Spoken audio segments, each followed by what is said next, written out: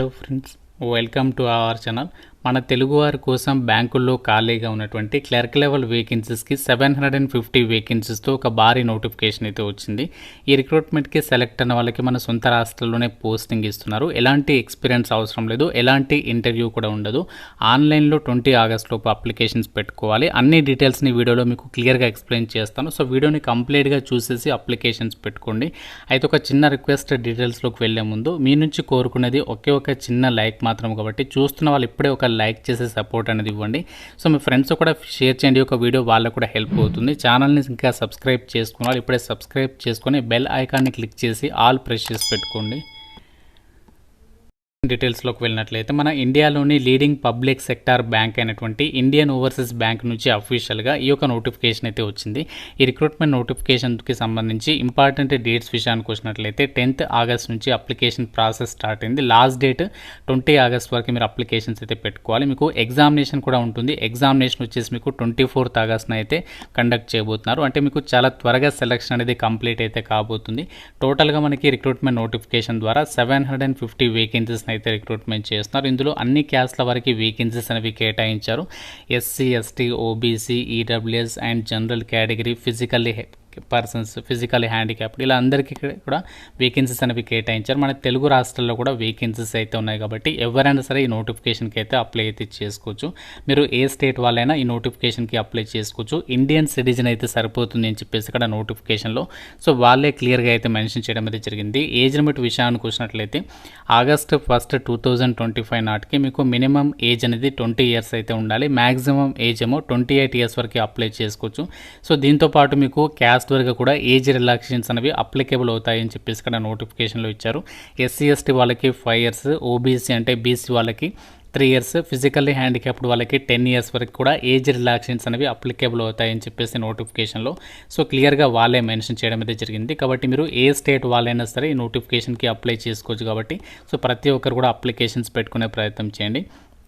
అయితే ప్రజెంట్ ఇప్పుడు Indian overseas బ్యాంక్కి సంబంధించి రిక్రూట్మెంట్ వచ్చింది కదా. ఈ రిక్రూట్మెంట్కి సంబంధించి సెలెక్ట్ అయినట్లయితే మీకు గవర్నమెంట్ ఆఫ్ ఇండియా రూల్స్ ప్రకారం మీకు ఎంత అమౌంట్ పే చేస్తారంటే మెట్రో సిటీస్లో మీకు పోస్టింగ్ వస్తే 15,000 వరకే అయితే ఉంటుంది. అండ్ అర్బన్ ఏరియాలలో కనుక పోస్టింగ్ వస్తేనేమో 12,000 వరకు. ఈ విధంగా మీకు ఒక అమౌంట్ అనేది పే చేస్తాము అని చెప్పేసి అయితే ఇచ్చారు. సెలక్షన్ ప్రాసెస్ ఎలా ఉంటుంది అంటే మీకు ఆన్లైన్ ఎగ్జామ్ అనేది కండక్ట్ చేస్తారు. అది కంప్లీట్ అయిన తర్వాత మీకు లోకల్ లాంగ్వేజ్ టెస్ట్, అంటే నేను ఆల్రెడీ చెప్పాను కదా తమ్నేల్లో, తెలుగు చదవడం రాయడం రావాలి అని చెప్పేసి. ఎందుకు చెప్పానంటే ఇక్కడ మీకు లోకల్ లాంగ్వేజ్ టెస్ట్ కూడా ఉంటుంది. అంటే మీకు తెలుగు స్టేట్స్లో మనకి తెలుగు లోకల్ లాంగ్వేజ్ కాబట్టి సో మీకు తెలుగు వచ్చా లేదని చెప్పేసి కూడా టెస్ట్ చేస్తారు. కాబట్టి అందుకే అక్కడ చెప్పడం అనేది జరిగింది.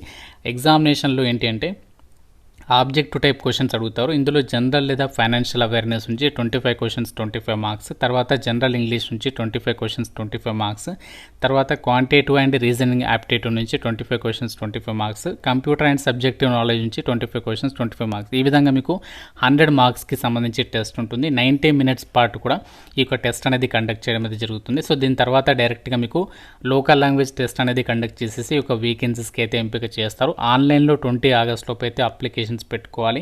అండ్ ఈ యొక్క రిక్రూట్మెంట్కి సంబంధించి అసలు అప్లై చేసుకోవడానికి ఏం అర్హత ఉండాలి, క్వాలిఫికేషన్ విషయానికి వచ్చినట్లయితే ఇక్కడ నోటిఫికేషన్లోనే వాళ్ళే మెన్షన్ చేశారు. క్వాలిఫికేషన్ ఏంటి అంటే గ్రాడ్యుయేషన్ అనేది కంప్లీట్ చేసి ఉండాలి. ఏ డిసిప్లిన్లో మీరు కంప్లీట్ చేసినా కూడా ఇక నోటిఫికేషన్కి అయితే అప్లై చేసుకోవచ్చు. ఇక్కడ చూడండి నోటిఫికేషన్లో ఇచ్చారు, a degree or graduation in any discipline from recognised university అని చెప్పేసి ఇచ్చారు.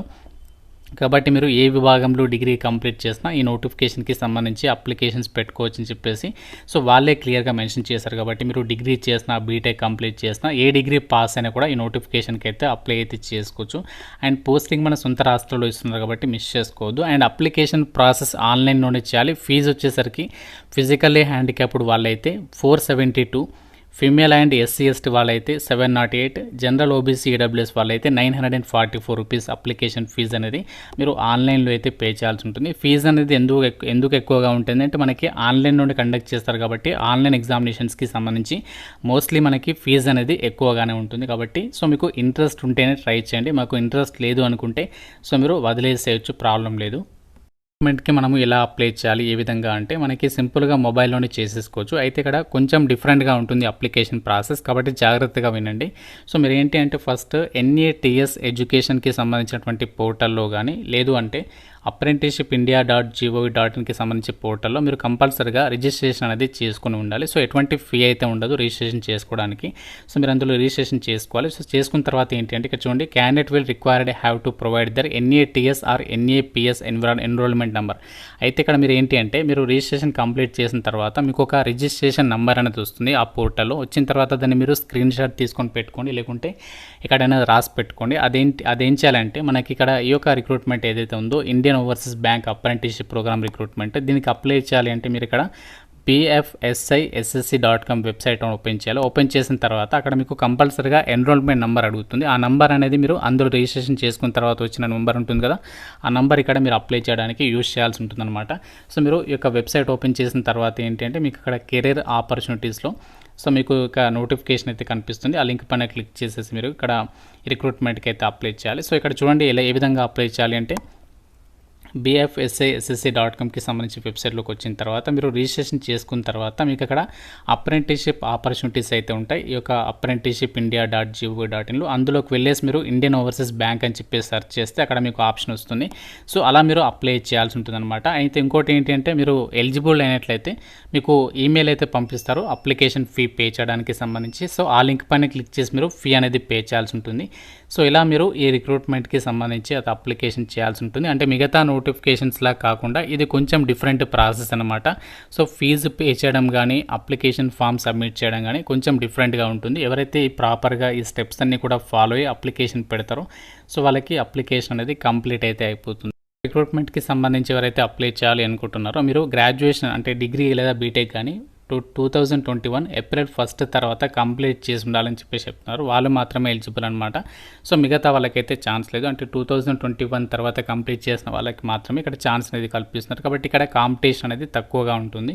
ఇండియన్ ఓవర్సీస్ బ్యాంక్ నుంచి రిలీజ్ అయినటువంటి అప్రెంటిస్ పోస్టుల భర్తీకి సంబంధించినటువంటి నోటిఫికేషన్ డీటెయిల్స్. అయితే చాలామంది అప్రెంటిస్షిప్ కదా అని చెప్పేసి నెగ్లెక్ట్ చేస్తారు. కానీ రీసెంట్లీగా నేను చెప్పాను కదా అప్రెంటిస్షిప్ కూడా చాలా యూజ్ అవుతుంది అని చెప్పేసి ఆ చెప్పిన మాటనే నిజమైంది. మీరు రీసెంట్లీగా వచ్చినటువంటి SBI క్లర్క్లో చూడండి, SBI క్లర్క్ నోటిఫికేషన్లో పర్మనెంట్ జాబ్స్కి సంబంధించి అందులో ఎవరైతే అప్రెంటిస్షిప్ కంప్లీట్ చేసిన వాళ్ళు ఉన్నారో వాళ్ళకి ఏంటి అంటే 5 బోనస్ మార్క్స్ అనేవి మెయిన్ ఎగ్జామినేషన్కి కల్పిస్తున్నారు. 0.5 మార్క్స్లోనే జాబ్ పోతున్నటువంటి సిచ్యువేషన్లో ఇక్కడ మీకు 5 మార్క్స్ అనేవి ఎంత అడ్వాంటేజో మీరు గమనించండి. కాబట్టి అప్రెంటిస్షిప్ కూడా నెగ్లెక్ట్ చేయకుండా ప్రతి ఒక్కరు కూడా అప్లికేషన్స్ అయితే పెట్టుకోండి. ఎందుకంటే ఇండియన్ ఓవర్సీస్ బ్యాంకులో కూడా పర్మనెంట్ జాబ్స్ వస్తూ ఉంటాయి, అప్పుడు మీకు యూజ్ అవుతుంది కాబట్టి చెప్తున్నాను.